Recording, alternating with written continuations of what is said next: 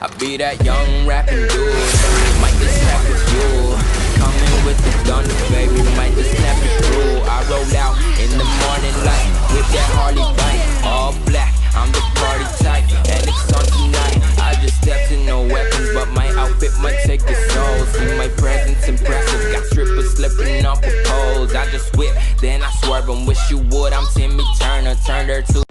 Yo, what's up guys, darkbreaker here, and for today's video we are playing Richter and we are doing a APL Pro Build review. This is a Pro Build that's kinda popular in the APL. There are 3 different variations for Richter which are very popular. First of all, you have the tanky Richter, full tanky Richter. This is probably the most popular build. Then you have the adjustment that you just switch out one item from Ramasa, so you have the damage to one-shot the ADC still. Like that's the pretty standard, most popular APL build. I recommend you guys this build a lot of times already. That's the tanky build, which is teamfight orientated, so you soak damage for your own teammates. Then you have the damage build. Which I'm going to review for today. It's a build that was used by Flashwolf's heroes. I use this build sometimes in Ranked when I feel like, yeah, I'm snowboarding really hard. There is no need for me to be the tank, no need for me to be the frontliner.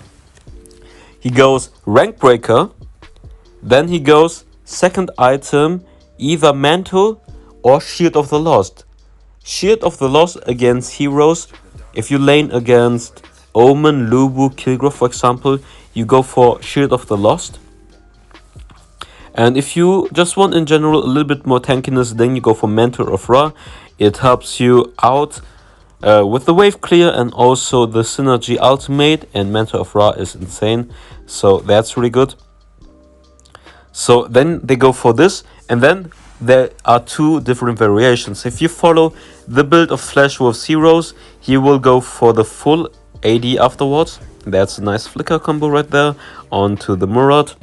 So anyways, then there are 2 different variations. It's just a choice between going Frost Cape or going for Omni Arms. So when did Flashwolf's heroes decide to go for Omni Arms, and why did he do that? Like I said, you always have to pay attention to your own team composition and to the enemy team composition. So it's game 3, Mad Team against Team Flashwolves. Why did heroes decide to go for the almost full damage build? Like, anyways, you don't go full damage, you always go at least one sustain item. But why did he decide to do that? Let's see the team composition. Enemy team, Mad Team. It's Lubu, Fennec. Wait, let me check again. Wait a second, I see death timers right now, that's why. Okay. Lubu, Fennec, Ignis, Astrid, Alice against Richter, Krignak, Raz, Talanas, and Kha'Zix. Wait, I think I'm watching the wrong game, am I? No, it's the right game, It's a full dive. No, I think he played it in another comp where it was full dive actually, but I mean this is pretty dive. I think it was the game when they had Ibnif. Or maybe I'm thinking about the wrong player. No, I'm pretty sure it was this game with yeah, but anyways, they have Krignak, Raz, Kha'Zix. Those are divers with Richter as well. So the whole point of the Richter pick, I mean, it's in general a versatile pick. It's a good pick for pick and ban because you can switch it around a lot. You can play it mid lane, you can play it Abyss lane, you can play it solo lane. So there are a lot of ways to use Richter for the pick and ban. So the enemies don't know exactly where you want to put Richter. But most of the times, yeah, Richter in the solo lane. One of the strongest lane bullies and also a great roamer. So that's why Richter is just so popular and strong right now. He beats a lot of heroes in the lane and he is really obnoxious, and his roaming potential, his engage potential is just insane. But anyways, the whole goal of that team composition is, if we kill the Fennec jungle, it's Mad Neil on Fennec jungle. If we can one-shot Fennec, then their whole DPS is gone. The only other DPS they have is Ignis. But the whole point of the comp is dive Fennec, kill him quickly, and then their main damage source is gone. So if Richter or Raz can flicker engage onto Fennec and one-shot him, the team fight is won. The team fight is basically won. That's the whole point of the team composition. And they have Kha'Zix who can engage, so they don't necessarily need Richter to be tanky to have an initiator. I'm pretty sure it was Ibnef another game when I saw it. I'm pretty sure they had a full dive comp with Ignis, with Ibnef, the tree, sorry. But yeah, then the whole point of Richter, the Richter pick is go full AD and one-shot the enemy ADC. It doesn't matter if you die, you can suicide kill the ADC, your job is done. The others should be able to win the team fight because the enemies put all the money into the ADC basket, right? But if you have one person who can just flicker engage onto the ADC, one-shot him, then there is no need anymore for the ADC. The ADC is gone, so that team composition is just fucked, basically. So that's the whole point of going heavy damage on a Richter in this team composition. But most of the times you will see people go for the...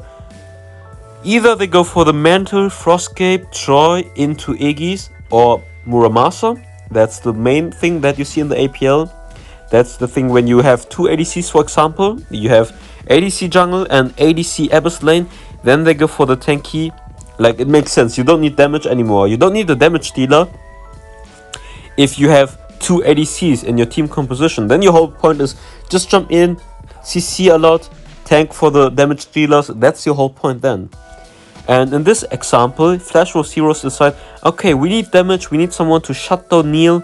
That's why I'm going for the rank breaker into Shield of the Lost. Shield of the Lost because he's laning against Lubu. 30% attack speed reduction.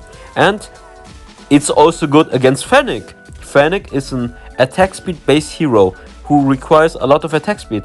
So this item is perfectly against Lubu and Fennec. So, but in most cases I recommend you guys, Mantle is just a great item on Richter. If you play against heavy attack speed based heroes, you go for Shield of the Lost, and if not, you go for Mantle of Ra. Remember, those two, you have to... A build is always a pro player, always thinks about what build is the best in this team composition for my team and against the enemy team, and then he switches around depending on what's needed for the team. Do I need to be the tank? Do I need to be the person who kills the ADC? That's stuff that pro players think about. They don't have one fixed build. They always adjust their build to the enemy team composition and what's needed and what's not needed. Like sometimes they will go for Frostcape, sometimes they will go for Shield of the Lost, sometimes they will go full tanky, Aegis Frostcape for example. And in this example, FlashWolves heroes, he knew, okay, we need someone who needs to one-shot Neil. If we don't have someone who can kill Neil, we have a big problem. That's why I'm going for the full damage build. It's not full damage. He still has Shield of the Lost, but he's going for build that has a lot of damage because he's going for Omni Arms and Fenrir. So that's why in this case, this build was really good and it worked out, and they beat Mad Team. Mad Team was 2-0 ahead, and they managed to beat Mad Team and come back. FlashWolves is one of those teams. They don't try to pick the best meta heroes, they just pick meta heroes. They try to build a good team composition that works against any team. They try not to show their cards too quickly. They go for versatile picks at the beginning, and then they adjust the drafting so that they have a balanced team comp that's strong against the enemy team composition. That's why they always go for versatile picks at the beginning, and the coach is just amazing. The coach is like 5D chess while everyone else is playing checkers. So yeah, big shout out to the coach of FlashWolves because this guy is absolutely brilliant. He's so fucking smart. Like FlashWolves, They were third in GCS. They didn't do that well in the group phase as well. But in global ban pick, draft is so important. Draft is the most important thing in global ban pick. Because a good team composition, a good draft wins the game most of the times. Unless someone ins in the beginning and you're just getting snowballed. But the comp always decides the game. Always. In a high level gameplay like this, where everyone is playing at the best, playing to the maximum potential, right? Just a small draft change. Good pick, bad pick, it decides the game already. If you have a good team composition that's good against the enemy, you automatically win. A better draft almost always wins unless you feed or don't know how to play the draft correctly. But you can see in this game we're playing with 130 ping and we're going for the damage build, and you can see I'm laning against Yena, so I don't really need the attack speed reduction. Murad, don't necessarily need it. Telenas, yeah, maybe against Telenas I could use Shield of the Lost, but not necessary. But anyways, Mantle against non-attack speed based comps and Shield of the Lost when you need to play against Fennec or double ADC, or you play against Lubu, double ADC, then you go for the Shield of the Lost. Then the 30% attack speed value is just insane. But anyways, that's just my take on the pro build from Flashwolves Heroes. MVP, APL Finals MVP, very consistent performance, did amazing. And would you like to see Arthur against Yena? The Arthur, he played Arthur in the finals against Buriram and he absolutely destroyed Yena. And actually, I know, I played Arthur a lot of times against Yena and everyone was like, why are you picking Arthur? It's such a trash pick. No, Arthur, you can't be killed by Yena. You can't be killed by Yena as Arthur. Arthur is, your job is, for example, you have a double ADC comp. You're laning against Yena. Arthur is such a good pick in global ban pick because you save one good pick, you're using a decent pick, and you still do a great job against Yena because she can't kill you.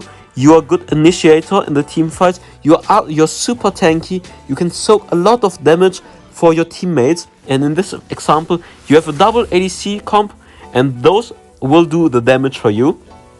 And while you're tanking a lot, so maybe I will do a review of the Arthur Pro game from Flashwolves Heroes. I will try to review his build, and in my opinion, it's a great pick against a lot of heroes that can kill you. It's a great pick against Zuka, Lubu.